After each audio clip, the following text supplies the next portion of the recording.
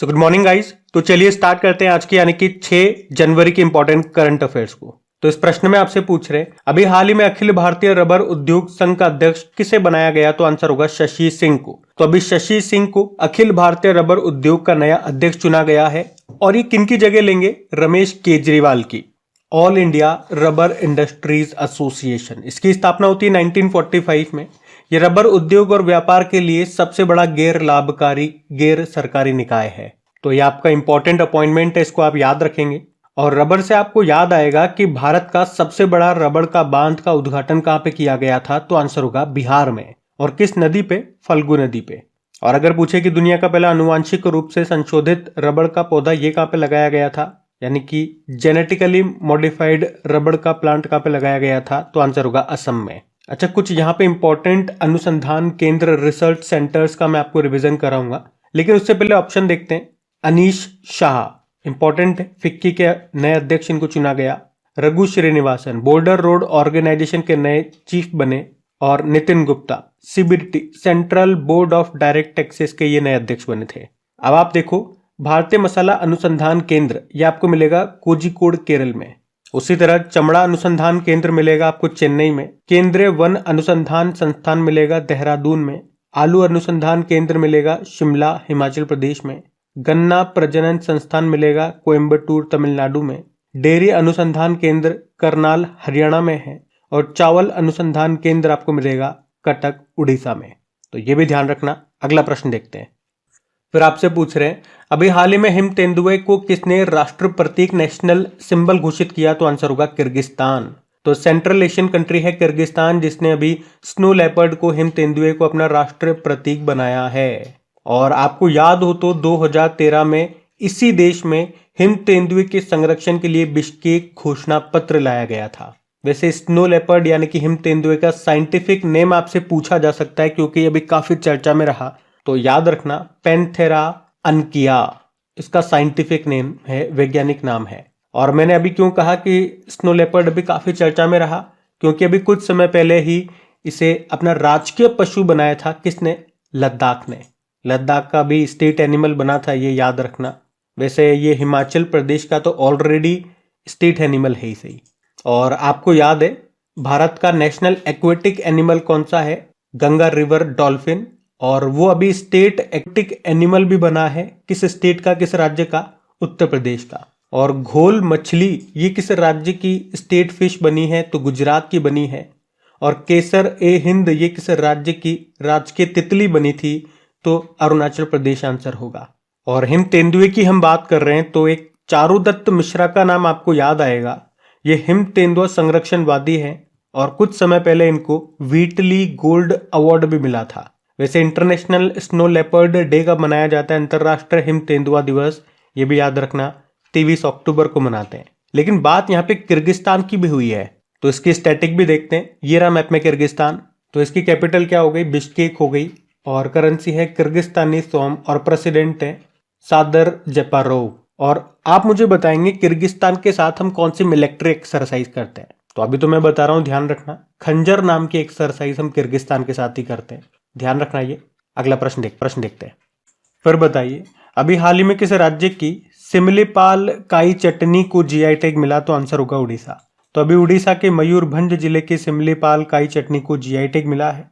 और आपको बता दूं कि इस चटनी को लाल बुनकर चींटियों रेड वीवर आंट से बनाया जाता है। ये चींटियां अपने उपचार गुणों के कारण इस क्षेत्र में काफी लोकप्रिय है। इस चटनी को आदिवासी लोगों की पोषण सुरक्षा के लिए महत्वपूर्ण माना जाता है। इसमें protein, calcium, iron, magnesium, potassium जैसे पोषक तत्व शामिल हैं। हाँ, आपने बिल्कुल सही सुना।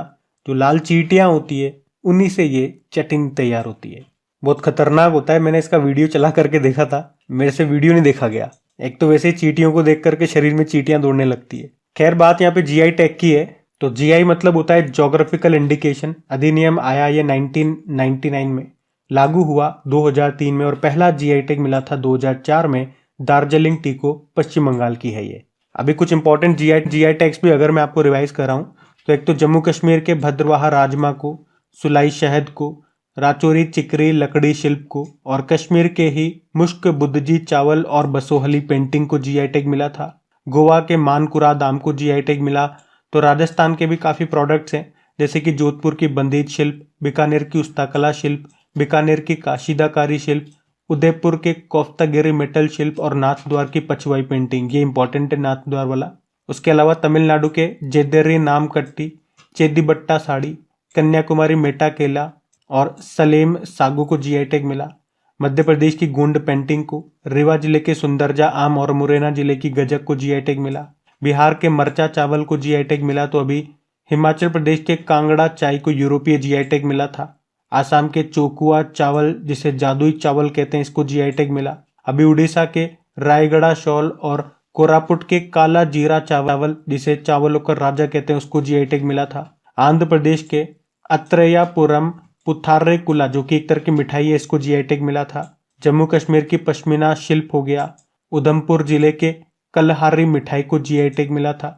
अरुणाचल प्रदेश के याक चुरपी, जो कि एक तरह का पनीर है, इसको जीआई टैग मिला था। उड़ीसा के केंद्रपाड़ा जिले की रसबली मिठाई को जीआई टैग मिला। तमिलनाडु के पनागुरु पट्टी, ताड़ के रस से बना हुआ ये गुड़ होता है, इसको जीआई टैग मिला था। तो यहाँ पे कुछ इंपॉर्टेंट अभी जीआई टैग्स जो हमने पढ़े थे, हाल ही में न्यूज़ में रहे, इनको मैंने आपको रिवाइज कराया, ध्यान में रखना। और गाइज, अगर सेशन पसंद आता है तो प्लीज़ इसे लाइक ज़रूर करें।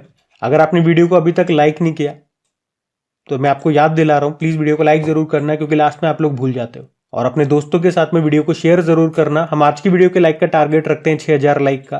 तो इस टारगेट को अचीव करने में हमारी मदद करें अगर इस वीडियो से आपको हेल्प मिलती है तो। बाकी क्विज वगैरह पीडीएफ आपको मिल ही जाएगी आपकी क्रेक एग्जाम एप्लीकेशन में, जिसका लिंक नीचे डिस्क्रिप्शन बॉक्स में है।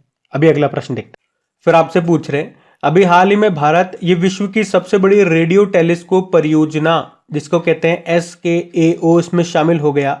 यही पूछ रहे हैं आपसे, SKAO की स्थापना ये कहाँ पे होगी? तो आंसर होगा ऑस्ट्रेलिया और साउथ अफ्रीका। पहले बात करें SKAO, इसकी फुल फॉर्म क्या हो गई? Square kilometre array observatory. और अभी भारत इसमें शामिल हो गया है। ये दुनिया का सबसे बड़ा रेडियो टेलीस्कोप प्रोजेक्ट है। मतलब इसमें एक नहीं बल्कि हजारों एंटीने लगाए जाएंगे और फिर वो सभी आपस में जुड़ करके दुनिया के सबसे बड़े रेडियो टेलीस्कोप के रूप में काम करेंगे। और इन हजारों एंटीनों को कहाँ पे लगाया जाएगा? ऑस्ट्रेलिया और साउथ अफ्रीका में। वैसे अभी ये बना नहीं है, अभी ये बन रहा है और अभी इसमें भारत शामिल हो गया। और बनने के बाद ये क्या करेगा? तो खगोलीय घटनाओं का निरीक्षण करने और अध्ययन करने के लिए ये एक बड़ी यूनिट के रूप में काम करेगा। और साथ में ये भी याद रखना कि इसका हेडक्वार्टर ये कहाँ पे बनाया गया? ब्रिटेन में बनाया गया। अच्छा, अभी हमने कहा कि बनने के बाद ये सबसे बड़ा होगा, पर अभी तक कौन सा था इससे पहले?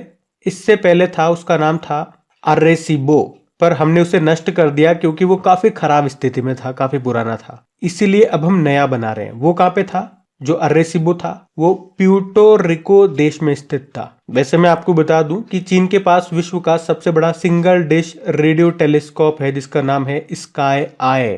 और आपको याद हो तो भारत में लिक्विड मिरर टेलीस्कोप हमने स्थापित किया था। बता सकते हो कहाँ पे?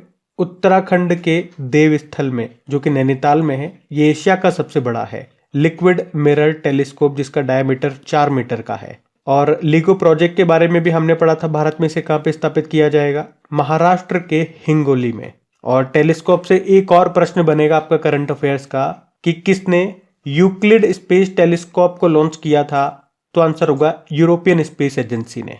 तो टेलीस्कोप से संबंधित ये 3-4 प्रश्न मैंने आपको जो एक्स्ट्रा बताए हैं, इनको आप याद रखना। ये करंट अफेयर्स के ही प्रश्न है। हम अगला प्रश्न देखते हैं। फिर बताओ, अभी हाल ही में किस राज्य सरकार ने गुणोत्सव 2024 कार्यक्रम को शुरू किया? तो आंसर होगा असम ने।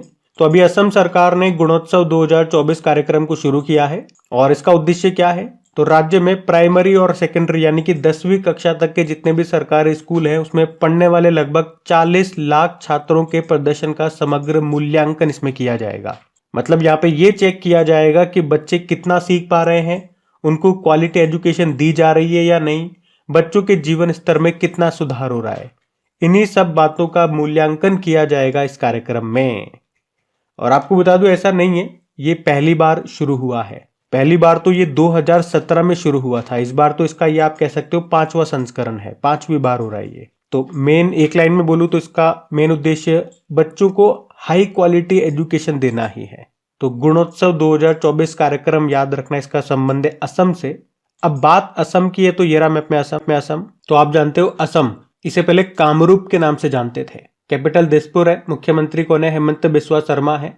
याद रखना है बैडमिंटन एसोसिएशन ऑफ इंडिया के हेड भी यही है। गवर्नर कौन है? गुलाब चंद कटारिया हो गए। और हमने देखा था असम की सीमा ये कितने देशों से लगती है, तो 2 देश हो गए, भूटान से और बांग्लादेश से। और ये भी प्रश्न आ जाता है कि असम की सीमा किस देश से 2 बार लगती है, तो आंसर होगा बांग्लादेश से। बाकी कितने राज्यों से सीमा लगती है, तो आप देख सकते हो पश्चिम बंगाल, अरुणाचल प्रदेश, नागालैंड, मणिपुर, मिजोरम, त्रिपुरा और मेघालय। यहाँ का स्टेट एनिमल एक सिंग वाला गेंडा है जो कि काजीरंगा नेशनल पार्क में पाया जाता है। पक्षी है व्हाइट विंग्ड वुड डक, सफेद पंखों वाली बतख। और वृक्ष है होलोंग, फूल है फॉक्सटेल ऑर्किड। लोक नृत्य यहाँ के बिहू नृत्य बड़ा फेमस है। बगरुम्बा नृत्य हो गया। एक भोर नृत्य भी होता है, या इसे आप भोर ताल भी बोल सकते हो। यहाँ का शास्त्रीय नृत्य क्लासिकल डांस कौन सा है? सत्रिया है, सबसे नवीनतम यही है। नाच भी यहीं का है, ये भी फेमस है यहाँ पे। कुछ इंपॉर्टेंट त्योहार की बात करें तो बिहू महोत्सव बड़ा फेमस है, वाचुंगवा महोत्सव हो गया और एक बेखो महोत्सव हो गया। और भारत का पहला तेल का कुआं ये कहाँ पे खोजा गया था? तो डिगबोई असम में ही।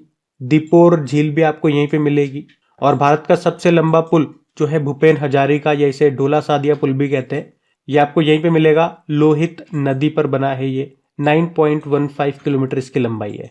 कामाख्या देवी का मंदिर भी यहीं पे, जहाँ पे अंबुबाची का मेला लगता है। ये पूर्वोत्तर का सबसे बड़ा राज्य है असम।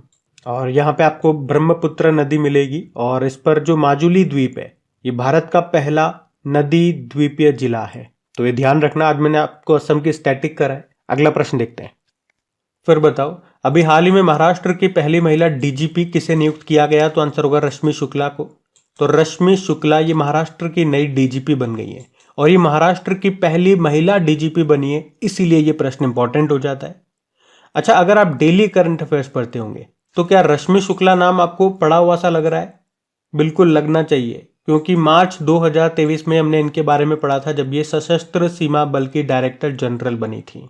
इसीलिए मैंने आपसे पूछा कि क्या आपको ये सुना सुना सा लग रहा है क्या? वैसे अभी नीना सिंह तो आपको सुना सुना लग रहा होगा ना, ये तो लेटेस्ट पढ़ा था अभी हमने। सीआईएसएफ की पहली महिला डायरेक्टर जनरल बनी है ये। डॉक्टर सोनाली घोष की बात करें, काजीरंगा नेशनल पार्क की पहली महिला क्षेत्र निदेशक बनी थी। और जया वर्मा सिन्हा रेलवे बोर्ड की पहली महिला चेयरमैन और सीईओ बनी थी। और वैसे अभी मैंने कल ही आपको 2023 में जितनी भी महिलाएं पहली बार किसी न किसी कारण से न्यूज में थी, चाहे अपॉइंटमेंट में, चाहे अवार्ड में, या किसी और कारण से, वो सारी मैंने आपको रिवाइज कराई थी। अगर आप वो रिवाइज करना चाहते हैं कि 2023 में पहली महिलाओं से संबंधित हमने कौन कौन से प्रश्न पढ़े थे, तो कल के करंट अफेयर्स का वीडियो आप जरूर देखना, नहीं देखा तो। अभी हम बढ़ते हैं फिर आगे। फिर बताइए, अभी हाल ही में जो गृह मंत्री अमित शाह, इन्होंने कौन सा पोर्टल लॉन्च किया? ऑप्शन आपके सामने है, तो आंसर होगा तुअर दाल खरीद पोर्टल। तो अभी नई दिल्ली के विज्ञान भवन में हमारे जो केंद्रीय गृह मंत्री हैं अमित शाह, उन्होंने तुअर दाल खरीद पोर्टल को लॉन्च किया है। तो इस पोर्टल की मदद से किसान खुद अपनी दाल ऑनलाइन बेच सकेंगे और भुगतान सीधे उनके खाते में हो जाएगा। ये तुअर दाल खरीद पोर्टल को कई भाषाओं में डिजाइन किया गया है। अच्छा, पोर्टल से मैं आपको कुछ रिवाइज कराऊं तो अभी भूमि राशि पोर्टल को लॉन्च किया था सड़क व परिवहन मंत्रालय ने। एक प्रोजेक्ट प्रयास आपको याद होगा, विश्व प्रवासन संगठन इंटरनेशनल ऑर्गेनाइजेशन ऑफ माइग्रेशन ने इसको लॉन्च किया था। ई अमृत एप्लीकेशन को नीति आयोग ने लॉन्च किया था ई व्हीकल को बढ़ावा देने के लिए। सुप्रीम कोर्ट ने कई सारे पोर्टल एप्लीकेशन लॉन्च किए, जैसे कि सुस्वागतम पोर्टल लॉन्च किया था, सुपेस लॉन्च किया था, फास्टर लॉन्च किया था, सुवास पोर्टल इन्होंने लॉन्च किया था। और इसमें से ये एक आध तो प्रश्न एग्जाम में आ भी चुके हैं। एक निदान पोर्टल की बात करें, इसे नार्कोटिक्स कंट्रोल ब्यूरो ने लॉन्च किया। वस्त्र मंत्रालय टेक्सटाइल मिनिस्ट्री ने, जिसके मंत्री पीयूष गोयल है, अभी इसने पाट मित्रों नाम से एक एप्लीकेशन लॉन्च किया। उद्गम पोर्टल को आरबीआई ने लॉन्च किया था लावारिस धन के वारिसों का पता लगाने के लिए। और प्रोजेक्ट उद्भव इसको भारतीय सेना ने शुरू किया था।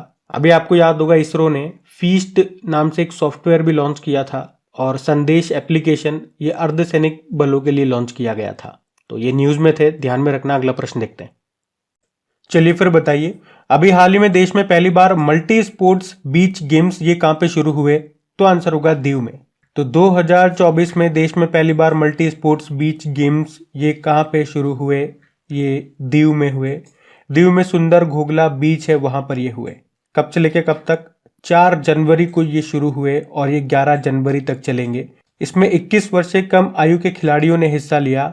टोटल 8 गेम्स इसमें होंगे, 7 दिन तक ये चलेंगे। और इसका समापन कहाँ पे होगा? INS खोखरी मेमोरियल में। और ये दीव याद आ रहा है? दमन व दीव वाला ही दीव है ये। और आपको याद होगा दादर व नागर हवेली और दमन व दीव, ये दोनों पहले अलग अलग यूनियन टेरिटरी थे, लेकिन फिर इनको एक ही कर दिया, मिला करके विलय कर दिया, मर्जर कर दिया और इनका एक सिंगल यूनियन टेरिटरी बना दिया। 2020 की ये बात है। अच्छा, कुछ इंपॉर्टेंट गेम्स अभी हाल ही में हुए वो मैं आपको रिवाइज कर रहा हूं। तो आपको खेलो इंडिया यूथ गेम्स याद होगा। अभी जो इसका 5वां संस्करण हुआ था मध्य प्रदेश में, उसका मैस्कॉट यानी कि शुभंकर क्या था? आशा था। उसमें टॉप पे महाराष्ट्र था। और याद रखना अभी खेलो इंडिया यूथ गेम्स का जो 6ठा संस्करण होगा अभी 2024 में, वो तमिलनाडु में होगा। जबकि खेलो इंडिया यूनिवर्सिटी गेम्स का भी 3रा संस्करण हुआ था उत्तर प्रदेश में। शुभंकर उसका जीतू है जो रिप्रेजेंट करता है बारासिंगा को, जो कि उत्तर प्रदेश मध्य प्रदेश का स्टेट एनिमल है। और उसमें टॉप पे पंजाब यूनिवर्सिटी था। और अभी खेलो इंडिया पैरा गेम्स का पहला संस्करण अभी हुआ था दिल्ली में, जिसमें 7 खेल खेले गए थे और उसका शुभंकर मैस्कॉट था उज्ज्वला। और उसमें टॉप पे कौन रहा था? हरियाणा उसमें टॉप पे रहा था, ये जरूर याद रखना। बाकी अभी 37 नंबर के नेशनल गेम्स हुए थे, कहाँ पे? गोवा में हुए थे, जिसका शुभंकर क्या था? मोगा था। उसमें टॉप पे रहा था महाराष्ट्र। और सबसे इंपॉर्टेंट ये हो जाएगा कि इस साल जो 38 नंबर के नेशनल गेम्स है वो कहाँ पे होंगे। चलो ये प्रश्न तो मैं आप ही के लिए छोड़ देता हूँ, सारी बातें मैंने ही बता दी, तो एक बात आप भी बताओगे, कहाँ पे होंगे ये बताओ आप। हम अगला प्रश्न देखते हैं। फिर अगला प्रश्न है, अभी हाल ही में डिजिटल शेंगेन या फिर शेंजेन बोल दो इसे, तो ये शेंजेन वीजा जारी करने वाला पहला यूरोपीय देश कौन सा बन गया? तो आंसर होगा फ्रांस। अच्छा, पहले तो आप ये समझो कि ये शेंजेन या शेंगेन जो संधि है ये क्या होती है। तो जो यूरोपियन यूनियन के 27 देश हैं, यूरोपियन यूनियन में कितने देश हैं? 27 देश हैं, उनके बीच में ये होती है शेंजेन संधि। और क्या होता है इसमें? तो इसमें इन्होंने कहा कि हम 27 देशों में से अगर कोई भी व्यक्ति किसी भी एक देश में आ जाता है, एंट्री ले लेता है, तो फिर वो सभी 27 देशों में जा सकेगा, उस पर कोई रोक टोक नहीं होगी। ये है शेंजेन संधि। और अभी फ्रांस ने जो शेंजेन वीजा है उसे डिजिटल कर दिया, मतलब ऑनलाइन वीजा की सुविधा दे दी है, और ऐसा करने वाला ये पहला यूरोपीय देश बन गया है। अच्छा, बात यहाँ पे फ्रांस की है, तो ये रहा मैप में फ्रांस, कैपिटल पेरिस है। और आप जानते हो 2024 में जो समर ओलंपिक है वो यहीं पे होंगे। करेंसी यूरो हो गई और प्रेसिडेंट है इमैनुअल मैक्रोन। और याद रखना 2024 में हमारे जो रिपब्लिक डे पे चीफ गेस्ट हैं वो यही है इमैनुअल मैक्रोन। अभी आपको याद होगा जो 26वां वर्ल्ड वुमेन्स हैंडबॉल चैंपियनशिप 2023 हुआ था, इसको फ्रांस ने जीता था नॉर्वे को हरा करके।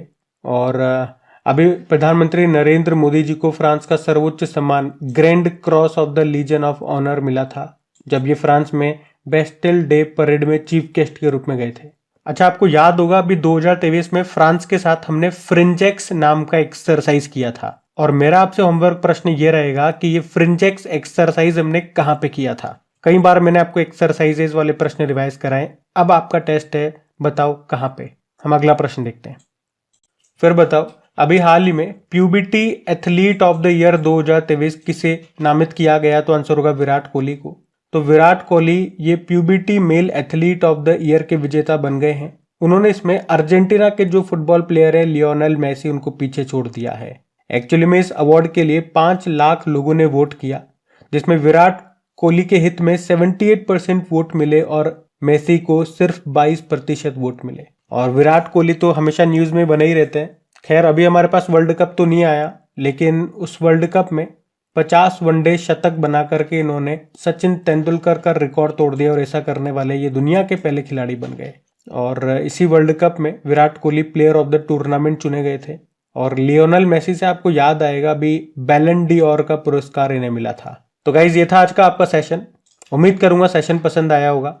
और हाँ, अगर आप में से कोई वीडियो को पहली बार देख रहे हैं तो आपको बता दूं कि जैसे जैसे हम आगे आगे करंट अफेयर्स पढ़ते जा रहे हैं, जैसे आज पढ़ लिया 6 तारीख का, फिर कल 7 तारीख का पढ़ेंगे, फिर 8 तारीख का, तो ये पीछे जो आपके करंट अफेयर्स छूटते जा रहे हैं ये आप भूलो ना।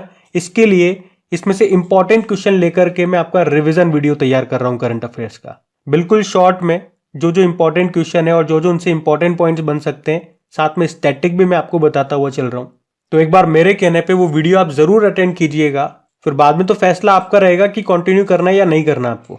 अभी हमने उसकी 2 क्लास ले चुके हैं, आज उसकी 3री क्लास हो गई, क्योंकि उन वीडियोस से आपको बहुत बेनिफिट मिलेगा। जो स्टूडेंट लेते हैं वो क्लास को, क्योंकि हम इसे पहले भी लिया करते थे अक्टूबर में, तो स्टूडेंट्स को बहुत बेनिफिट हुआ। आप ही लोगों के कमेंट पढ़ के मुझे पता चलता है, स्टूडेंट कहते हैं कि क्योंकि अभी तो रिवीजन कर रहे हैं, तो सामने रख के पढ़ने की जरूरत नहीं है जैसे डेली करंट अफेयर्स में पढ़ते हैं। कोई कहता है मैं घर का काम कर रही हूँ, किचन में हूँ, तो उसे साइड में रख लेती हूँ, सुनती जाती हूँ, आप बोलते जाते हो मेरे दिमाग में, क्योंकि पहले से फीड है वो क्वेश्चन। तो जब आप बोलते हो तो अपने आप माइंड में आ जाते हैं, तो आपके साथ साथ मैं भी बोलती रहती हूँ, तो मेरा रिविजन हो जाता है। तो एक्स्ट्रा टाइम नहीं देना पड़ रहा है और चीज़ों का रिविजन हो रहा है, ताकि एग्जाम टाइम में आप चीज़ों को भूलो ना। ये बड़ा अच्छा कमेंट लगा था, किसी ने कमेंट किया था मुझे।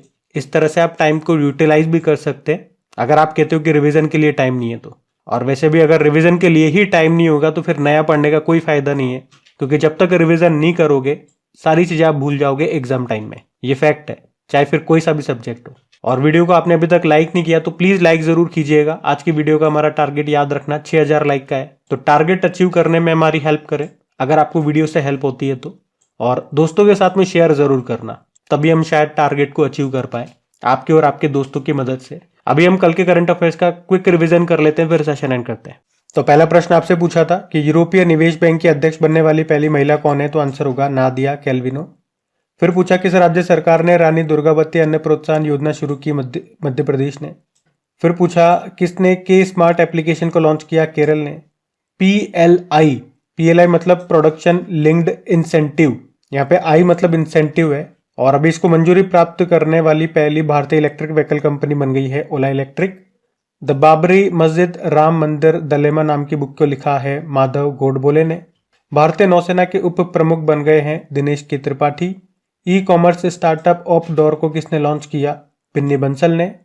भारतीय राष्ट्रीय सहकारी डेयरी महासंघ के मुख्यालय की आधारशिला रखी गई आनंद, गुजरात में। गृह मंत्री के द्वारा जारी आंकड़ों के अनुसार सबसे अधिक साइबर क्राइम के मामले में कौन सा राज्य टॉप पे, तेलंगाना। और राम मंदिर राष्ट्र मंदिर एक साझी विरासत, इस बुक को अभी लॉन्च किया जो केरल के गवर्नर हैं आरिफ मोहम्मद खान ने। तो अब हम कल का होमवर्क प्रश्न देखते हैं और सेशन एंड करते हैं। तो कल के वीडियो में आपसे पूछा गया था ट्विटर के नए सीईओ कौन बने, तो आंसर होगा लिंडा याकारिनो। आप सभी ने प्रश्न का बिल्कुल सही उत्तर दिया। अब ये आज का आपका होमवर्क प्रश्न।